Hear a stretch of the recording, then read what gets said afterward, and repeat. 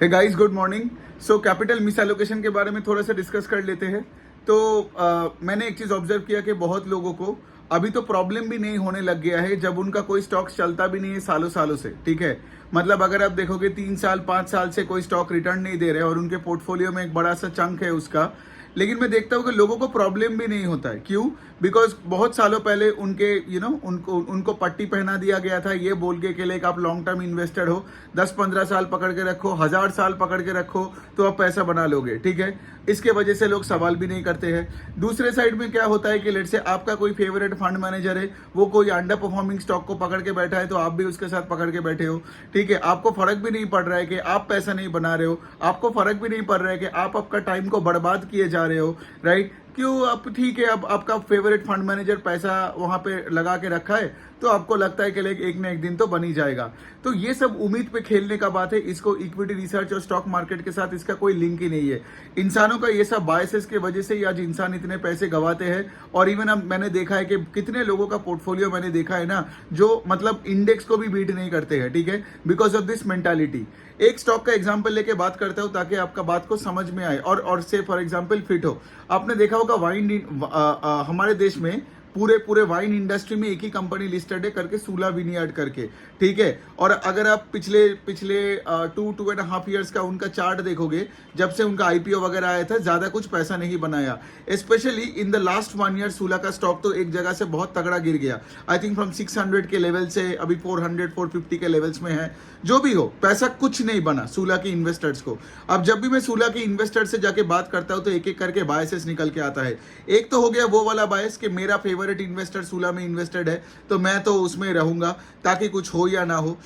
अब देखिए, सूला का मैं एक एग्जांपल लेके बात कर रहा हूं। There are so many company जो सूला जैसे हो सकता है आपके पोर्टफोलियो में, तो आपको कनेक्ट करना पड़ेगा इस एंगल से, सिर्फ सूला के एंगल से नहीं देखना है। बट मुझे एक एग्जांपल लेके तो बात करना है ना, वरना तो ये एक थ्योरी का बुक बन जाएगा। सो ये हो गया पहला पॉइंट कि मेरा फेवरेट इन्वेस्टर सूला में बैठा है, मतलब उसको कुछ अलग से दिख रहा है जो मुझे नहीं दिखता है फॉर एग्जांपल, तो मैं उसके साथ बैठा हूं। दूसरे साइड वही है कि जितना अंडर परफॉर्म किए जाओ सूला के साथ, उतना तुम लंबा खींचते जाओ अपना टाइम होराइजन कि भाई मतलब 3 साल पैसा नहीं बनाया तो क्या हुआ। मैंने कितने स्टोरीज सुने हैं राइट कि पिछले 10 साल में इतने महीने में स्टॉक नहीं चला, फिर मल्टी बैगर बन गया। मैं अपने फेवरेट इन्वेस्टर का मीडिया में कहानी सुना है, ऑल दैट। ठीक है, और वो कहानी को लोग क्या कर रहे हैं, अपने करंट एग्जाम्पल में अपने पोर्टफोलियो में कोई एक स्टॉक के साथ लिंक कर रहे हैं। मतलब सोचो कितना स्टूपिड थॉट्स है, राइट। और तीसरा चीज ये है कि लोगों को लगता है कि इतना बड़ा स्कोप है ना। What do you mean by scope here? किसी से भी तुम पूछोगे तो बोलेगा वाइन का बहुत स्कोप है इंडिया में। ठीक है, लेकिन आपको एक चीज समझ में आना चाहिए कि जितना भी बड़ा स्कोप हो, अगर तुम्हारा कंपनी ग्रो नहीं कर रहा है ना तो वो पैसा नहीं बनाएगा। सिंपल सी पॉइंट है। ठीक है, स्कोप जो भी हो, 2015, 16, 17 के बाद आपने देखा होगा राइट, हाउसिंग फाइनेंस का तब भी तगड़ा स्कोप था, बैंकिंग का तब भी तगड़ा स्कोप था, आज भी बहुत तगड़ा स्कोप है। तो फिर येस बैंक और डीएचएफएल इन सब का प्रॉब्लम क्यों हुआ? तो बात अल्टीमेटली धंधे पे आता है। Got it? मैं ये भी नहीं बोल रहा हूँ कि सूला येस बैंक जैसा बन जाएगा, वो नहीं बोल रहा, उस तरीके से लिंक मत करो। लेकिन ये समझो कि अगर आपका कंपनी ग्रो नहीं कर रहा है तो फर्क नहीं पड़ता है उस सेक्टर में स्कोप है या नहीं है। ठीक है, मतलब आपका कंपनी उस स्कोप का फायदा उठा नहीं पा रहा है। इस तरीके से सोचो आप। अब how do you look at it? अगर आप सूला का देखोगे, वो स्टॉक पैसा क्यों नहीं बनाता है? बिकॉज धंधे से ग्रोथ ही चला गया। इसका आई रिमेंबर जब से ये आईपीओ के बाद से इसका 15-20% का सेल्स ग्रोथ हुआ करता था। लेकिन पिछले 1-1.5 साल से if you see the past 6 quarters, कोई भी क्वार्टर को उठा लो ऑन अ वाई बेसिस, इसमें कोई ग्रोथ ही नहीं है। 7% ग्रोथ, 8% ग्रोथ, 10% ग्रोथ। कभी कोई विप्स का इशू आ रहा है तो कोई रेगुलेशन का इशू है, ये इशू वो इशू। ठीक है, तो सूला में कोई ग्रोथ नहीं है। इस बार भी सूला का जो Q2 का अपडेट आया है राइट, कल परसों को ही Q2 का अपडेट आया, सेल्स फेल 1%। मतलब पिछले साल अगर 100 रुपए सेल किया तो इस बार 99 रुपीज सेल किया। देखो, मार्केट को कोई फर्क नहीं पड़ता है कि सूला क्या एक्सक्यूज दे रहा है अपना सेल्स डी ग्रोथ का। ठीक है, स्टॉक पैसा नहीं बनाएगा और आप बैठे रहोगे बिना पैसे बनाए, राइट। तो सोचो, जो फंड मैनेजर सूला का जो ये सेल्स डी ग्रोथ दिखे जा रहे, सेल्स में ग्रोथ दिख नहीं रहा है इतने क्वार्टरों से, और उसके बाद भी पकड़ के रखा है, ही और she is actually doing a great disservice to his clients ना। बिकॉज क्लाइंट्स का टाइम टाइम ही इंपॉर्टेंट है, वो टाइम बर्बाद कर रहा है, राइट? क्योंकि देखो, लोग अगर टाइम को इंपॉर्टेंस नहीं देता है तब भी तो जाके वो फंस जाते हैं, right? And you would lose on to your 20s and 30s, जबकि अब कब का सूला से निकाल के आप कोई और कंपनी में चले जा सकते थे जिसमें 20, 25, 30% का ग्रोथ है। तो ऐसे कितने लोग हैं, मैंने पोर्टफोलियो देखा पिछले 1-1.5 साल में, देख के तो लगता है कि बुल मार्केट चल रहा है, लेकिन उनके सारे स्टॉक्स रेड में है, उनके सारे स्टॉक्स पैसे नहीं बनाया। ये रीजन यही है, बिकॉज ये लोग बैठे हैं उम्मीद पे, ठीक है? और बुल मार्केट का फायदा हार्डली किसी ने लिया। लगता है ना कि सब पैसे बना लिया बुल मार्केट में, बट हार्डली किसी ने पैसा बनाया। बहुत कम लोग बनाते हैं जिनको एक्चुअल में धंधा समझ में आता है, जो लेट से ग्रोथ के पीछे भागता है। बाकी मेजोरिटी लोग आप देखोगे यही सब सूला टाइप, एचडीएफसी बैंक टाइप, जिसमें ग्रोथ का कॉन्सेप्ट ही नहीं है, वहां लेके बैठा है और 3 साल 4 साल 5 साल उनका यू बीत जाते हैं। मेगा बुल रन एक क्या 2-3 लगातार आता है जाता है, लेकिन ये पैसा नहीं बनाता है।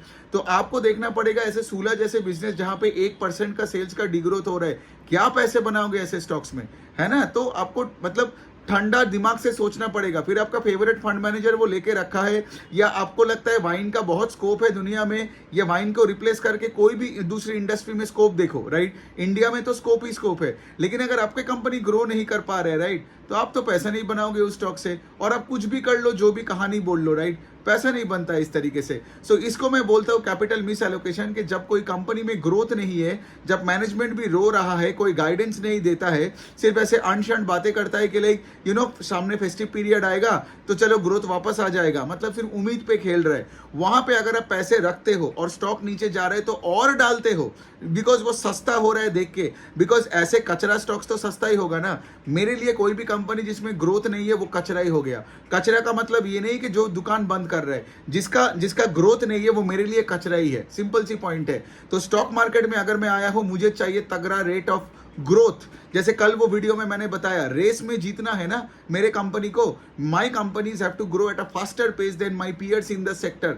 लेकिन अगर आपके कंपनी 1-2% से ग्रो कर रहा है, मैनेजमेंट रो रहा है कॉन कॉल्स में, और मैं कौन सा वैल्यू इन्वेस्टर बन के स्टॉक को सस्ता उठा रहा हूं, जबकि कंपनी चलाने वाले का ही कोई उम्मीद नहीं दिखा रहे, है ना? और वो स्कोप वोप का बात छोड़ो, बिकॉज वो सब चीजें सोचना और उस पे एक्ट करना कोई भी कर सकता है ना? इंडिया में तो स्टील का भी कितना स्कोप है, सीमेंट का भी कितना स्कोप है, कोई चीज बताओ जिसमें इंडिया में स्कोप नहीं है, राइट? तो वाइन का भी स्कोप है, दारू में भी स्कोप है, एवरी जगह में स्कोप है। लेकिन इसका मतलब ये नहीं है कि जो बिजनेस ग्रो नहीं कर रहा है सेल्स को, जिसको ऑपरेटिंग लेवरेज नहीं मिल रहा है, जो केपेक्स नहीं करता है, जो स्ट्रगल कर रहा है, आप उसमें पैसा डाल दो स्कोप देख के, तो वो तो एकदम इमेच्योर बात हो गया। सो एनी विच वे, ये इसको बोलते हैं कैपिटल मिस एलोकेशन। आप आपके पोर्टफोलियो में देखो ऐसे सूला टाइप का जितना कंपनीज होगा और उसका रिजल्ट्स को देखो, और उस तरीके से आपको पोर्टफोलियो में एलोकेशन बदलना पड़ेगा। तो ग्रोथ नहीं आया एंड ऑल दैट, तो उसको छाटो। सूला का कोई सेल रिकमेंडेशन नहीं है, लेकिन मुझे एक एग्जांपल लेके बात ही करना पड़ेगा, वरना आप समझते नहीं।